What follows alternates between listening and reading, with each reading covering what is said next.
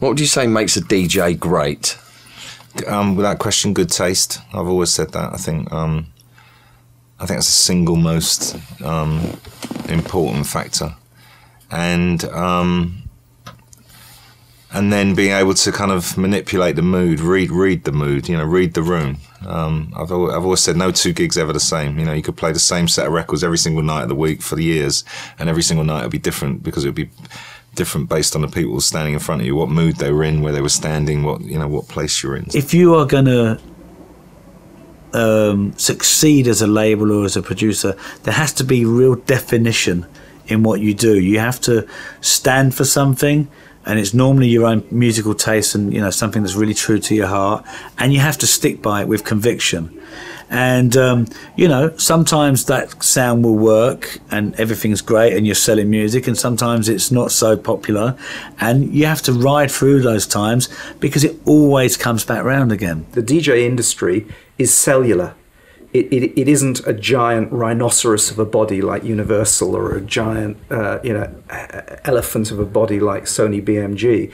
It tends to be much smaller cellular groupings of people that can much more readily think on their feet in times of crisis. Pick your head up from the mixer and look at what's going on.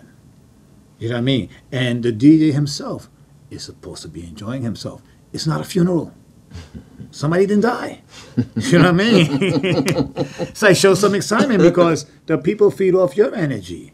There's so many things that make a good DJ, and it can obviously great musical taste would be the first thing you'd think of, but also somebody who looks like they're enjoying themselves and having a party. That definitely helps. I also think somebody who's can read the crowd well and just seems to sort of like play what the right record at the right moment.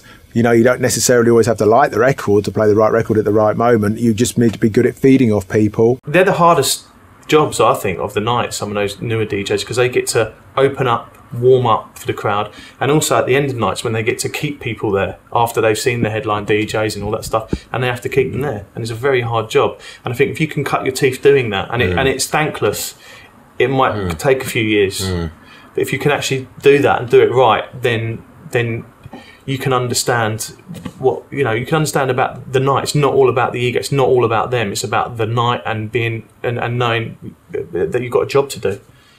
Everybody has to kind of make tunes or do remixes when they start out these days, and that often the people that are good at it become quite famous quite quickly, or they they get popular and they start getting booked all over the world. Funny thing is, now in reverse, some of them aren't brilliant DJs. Some of them are learning to do. They might have made an amazing record. They might actually be clever enough to make 3 amazing records and an album, and actually come back and make another album.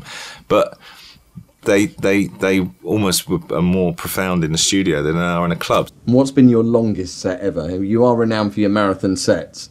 My longest set was 27 hours non-stop. Wow. 27 hours. And you were still standing after that? I was still standing, but I needed 3 days to recoup after that. Blistered feet and shot ears, yeah? But, you can only do that when you can play whatever you want. Right. Sound system is amazing, and you have a great audience that appreciates. Help the promoter. You've got to, really. You've got to help the promoter as much as possible, because they're the ones putting the money on the line, risking everything to get the nights busy. And obviously, if the nights aren't busy, everyone's got to take responsibility for that. It's not just the promoter, it's the DJ, it's the start, it's everybody. It's a team effort. At the moment, a lot of music's made just opening a laptop, and when it all comes from the same thing, I think it's nice to have.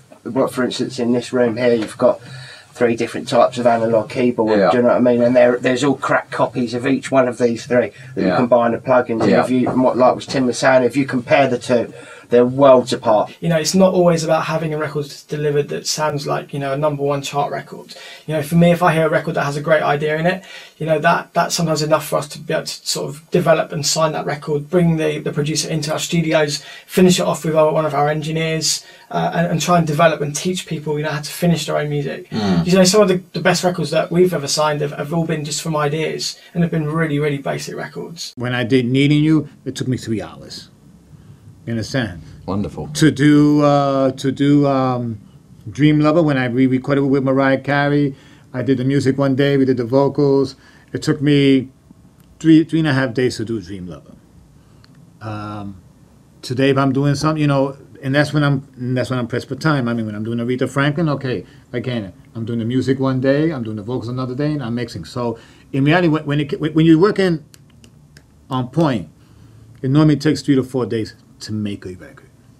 When I was on Radio 1, I'd spend 2 or 3 days before that radio show on Saturday night compiling music, phoning around, getting new mixes, new exclusives of tracks. So in terms of radio, a lot of preparation, and then the ritual of putting the show together on the day before the actual radio broadcast. Radio is a bit like a fishing trawler, if we have an analogy of that. A fishing trawler, it goes out to sea, that's the station being launched. It puts in bait, which is the DJ's playing the music.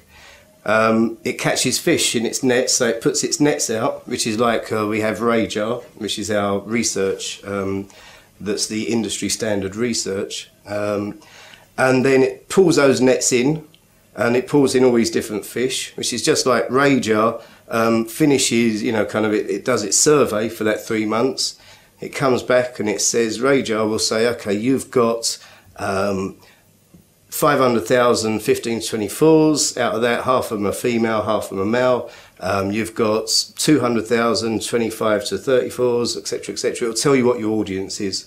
Nobody sets the example for sound, and obviously based on MP3, how can they?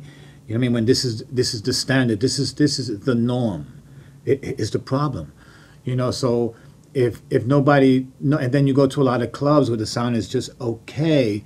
So this is another thing. People they just want quantity, not quality. It's about the source of what someone puts out. So regardless on track, if I play a track that's been recorded well and via analog equipment and made via analog equipment, it still sounds great. It still sounds the same as it would if it's played off a CD.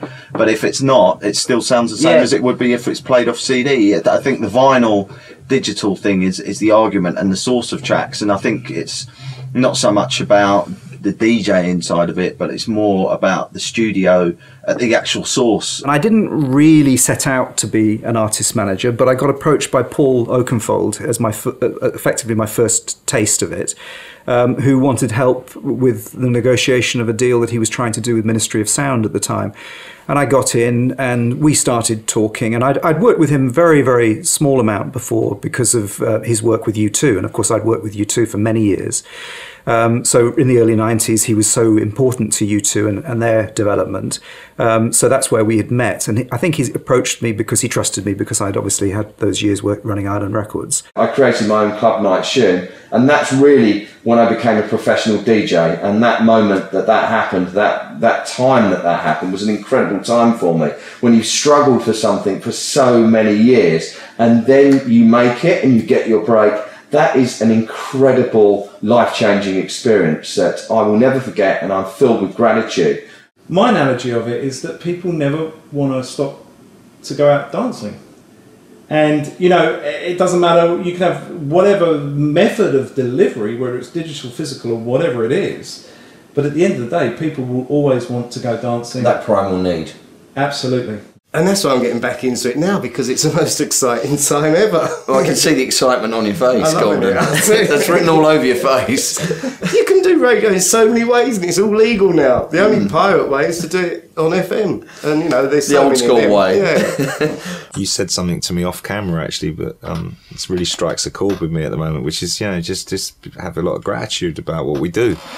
And trying to make sure I think being in love with the music is actually a really important thing, and I think we all take that for granted. You can end up taking that for granted, but I try and remind myself about that every day, and it kind of back to those old values of why we started. And as long as that kind of flame's alive inside you, and as long as that kind of beat is beating, then I'm happy. The most important thing is you need to enjoy the root of it, and you have to love music.